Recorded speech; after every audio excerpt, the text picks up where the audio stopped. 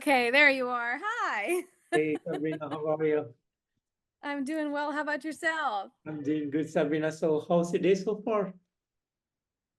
Say it one more time. I'm sorry. How's your day so far? Oh, it's good. It's a little chaotic. I had a meeting that they changed the time and I didn't know it, and it surprised me.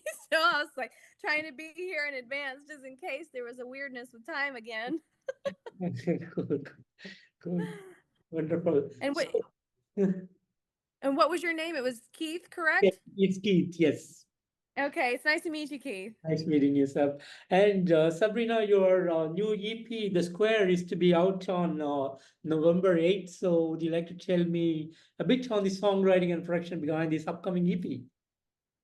Yeah, so if you listen to all of the songs in order, they kind of depict a story of, um, you know, the healing process, going through whatever turbulence you went through going, through your awakening and your healing process. And to me, I feel that I want to say it's more of an emotionally diverse type of album this time, but I definitely love. Um, Everywhere that it goes. I think that it's just one more step of maturity in our writing processes and the changing things that happens within my voice. If you listen back to the first album, Seven Kingdoms, to now, you're like, wow, she sounds different. So it's been it's a beautiful album. I keep wanting to say album. It's a beautiful EP, and I'm looking forward to everybody who gets to listen to it. Have you had the chance to? Yes, I enjoyed each and every song from this EP. Beautiful work. Thank you. What's your favorite song? Oh, I love all the songs in particular, starting from the square to the fantastic cover of Mr. Skiri.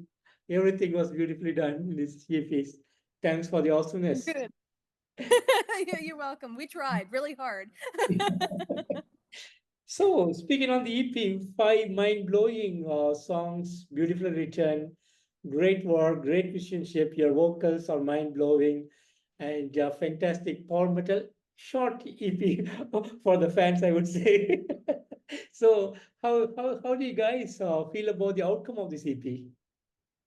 It's funny that it's funny how, like, when you listen to the EP, how fast it goes by. You're like, wait, it's over already? I mean, it's funny because yeah, it is a fast EP. I don't know. I'm super happy with the way that it came out. I think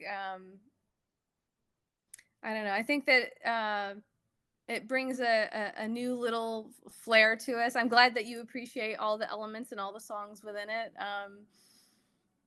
I don't know. It does go by really fast. That's the main thread that a lot of people are saying is this, man, it just goes so fast.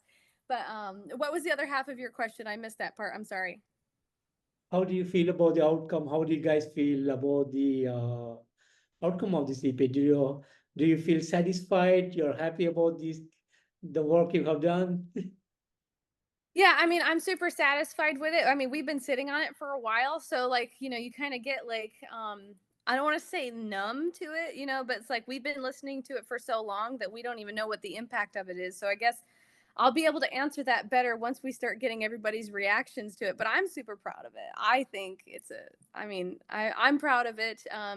It was definitely growth, especially like the we always do a cover because that's part of the Kickstarter perk. There's always one person who buys a song for us to cover. And the unique thing about Kiri, the Mr. song, is you may not notice it as a just like a listener, but he does some crazy ass like off time signature stuff with his vocals. And I think that was, for me, I was just kind of like, just trying to get into the groove and be able to like nail it the way that he does. I think that was probably the hardest one, and it wasn't my song. Everything else just kind of came, naturally for me. Beautiful, beautiful. And you have also released the video for Through These Waves. Would you like to tell me about this song and the making of this video? Yeah, so Through These Waves is the sequel to The Square. And I always like to say it's kind of like after you've experienced whatever you've experienced, there's a time where you have um, a little bit of a fight with your perception of reality, right? Um, Sometimes when we're struggling through coping with certain situations, sometimes we'll choose drugs, sometimes we'll choose alcohol, sometimes we'll choose escapism. So, in a way, it was kind of, trying to portray a little bit of a struggle with that experience. And then at the very end, where they basically drag me into the water, it is where you kind of go through the first stage of awakening and becoming anew, and like having almost like an understanding of what happened to you, and that, like, you are not what happens to you, you are not your situation, and at any moment you can start over, you can start anew. And just like the waves, it can wash away, it can't always wash away the memories for sure, but you can always, like, realize that everybody's human, everybody makes mistakes, and everybody copes with it a different way.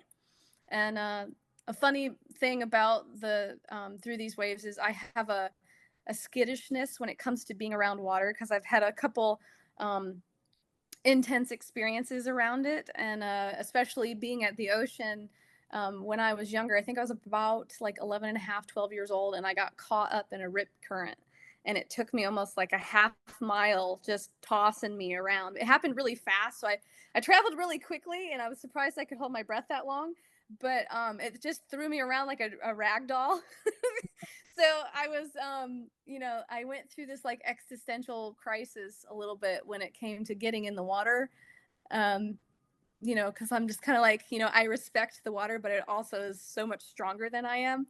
Um, so almost like as if the universe knew I needed, like, coaxing, or like it's okay to get in the water. There was two dolphins out there, because like in the morning is when the sharks like to hang out. And you know so once I saw the dolphins, I felt fine and safe to get into the water. So, but yeah, it was a fun day, a lot of no sleep, but such is life.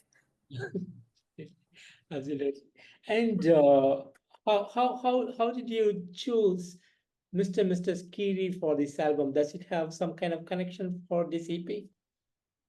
No, well, so it's funny.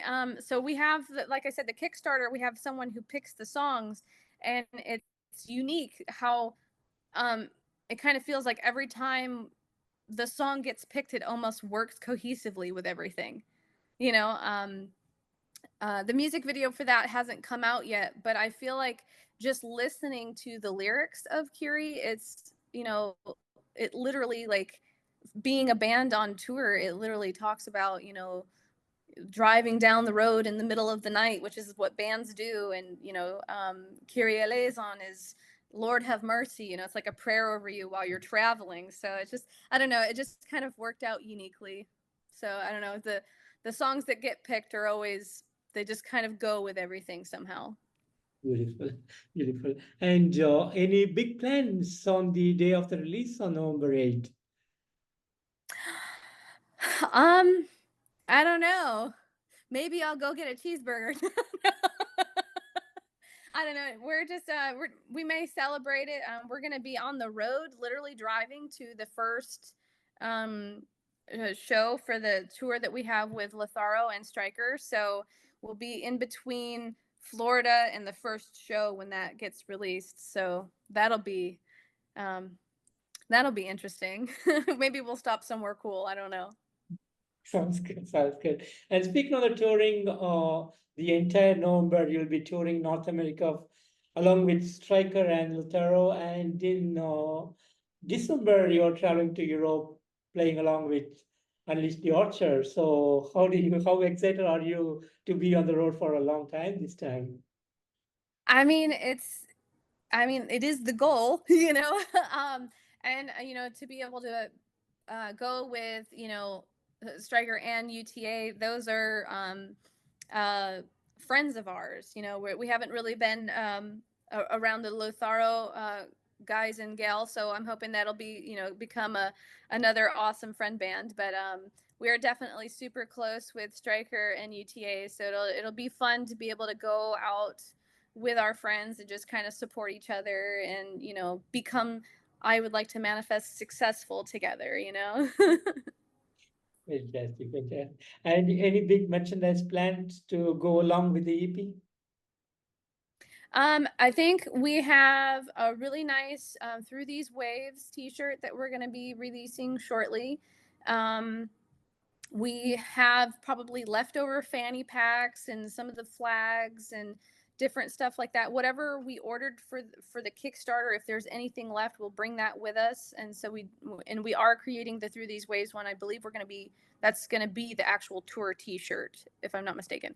So, yeah, we're working on some cool new merchandise, but for right now, I think the t-shirt is probably going to be the newest thing.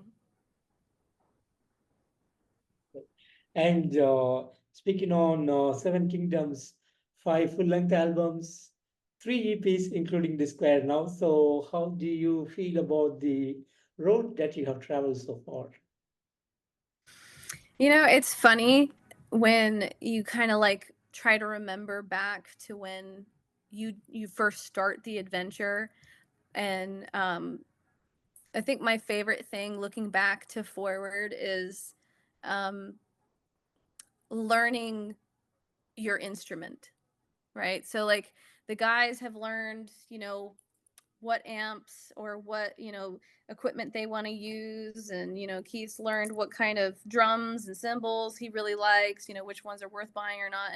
And I had to, I want to call it acceptance. I had to go through an acceptance phase of this is what I sound like. And this is how I get to work with this voice. Cause a lot of times, like singers can't really do anything except, try different vocal ranges and do different, um, just different practices and learn how to do like just little tweaks to your voice, but the way you sound is the way you sound. And I want to say that I've never not liked my voice, but I remember at one point I would get frustrated with the way that I sounded um, because I didn't know how to belt at one time. Like, so I was like really trying and I would, and I would really struggle with it. But then I started listening to Floriensen, and she's someone who has such a dynamic vocal range. And I remember, I think it was 2013 Vakken performance with Nightwish. I just like sat there like just watching her on the TV, like studying how she was singing, and I was trying to figure out like how does she go from singing so low all the way high and be so open the whole entire time. So I had to go through that where I learned how to work with my vocal cords and also like listen to your body also, like um if it hurts, you're doing it wrong, basically. So it's been a learning experience, and it's a beautiful one at that. Looking back and forward, I can see how far I've come, but I definitely I just enjoy it. I still enjoy it the same as when I first started. I'm more schooled now. Sounds great, sounds great. And Seven Kingdoms, from the start till now, it has reached a global presence and a global fan base. You guys are rocking around the world, traveling around the world, meeting fans, making awesome music. So, how do you feel about the long road and the success that you have come across now? I mean, it's definitely been hard earned. We've gone through all kinds of weird things that almost felt like at one point it was gonna push us down and we wouldn't be able to achieve what we have. But I feel like that's where we're just so stubborn, and it's like, um, we appreciate any amount of success that we have, but it's never done. You're never done working, once you get to a certain stature, you got to maintain speed, momentum, effort, and the goal is, you know, each album should get better. You know what I mean? You should improve every album. And I think that is the hardest challenge at the end of the day, is to maintain a level of growth that the audience can also hear and appreciate. And do you feel like you're living the dream, or do you think there's a lot of more things to achieve for Seven Kingdoms?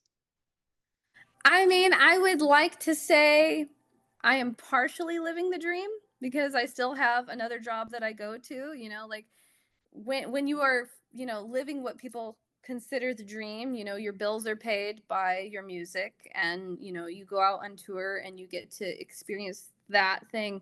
But I believe I partially am, living the dream, while also pursuing different, in the meantime, different mediums of, talents that I have. And um, you know, when your music starts paying you, that is the beginning of the dream, So I want to say I'm partially there, and I'm definitely walking up that staircase. Fantastic, Sabrina. And Sabrina, I know there has been a lot of great, awesome moments over the years, but is there something special that you want to share with me today?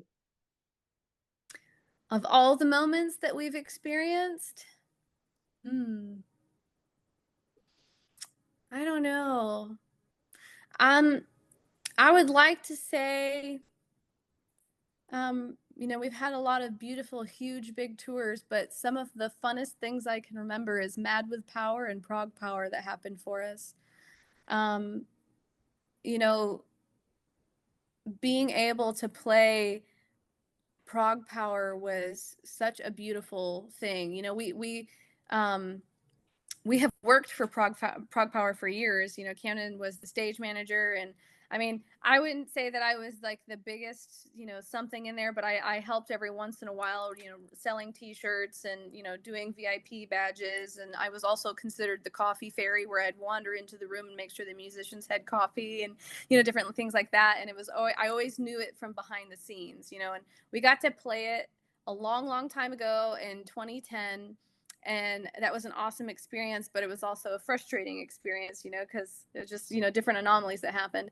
But this time when we got to play, it was like, a dream come true. It was an aspiration that we had been wanting and hoping and praying for, that it would, it's like that's, if you have a bracket of things that you want to do, ProgPower was it for us here. And obviously we have the dream for Vaca and open air, that's everybody's band, that's everybody's dream.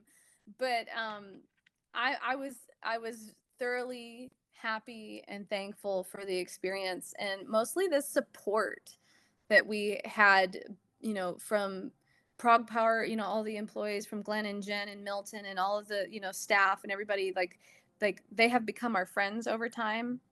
And to be able to play in front of a thankful audience, in front of friends and stuff like that, it was like, I don't know, you like, there's a lot of feelings, that you want to feel during a show, but that felt like just so wonderful and so good. I think that's probably one of my favorite moments. Beautiful, beautiful.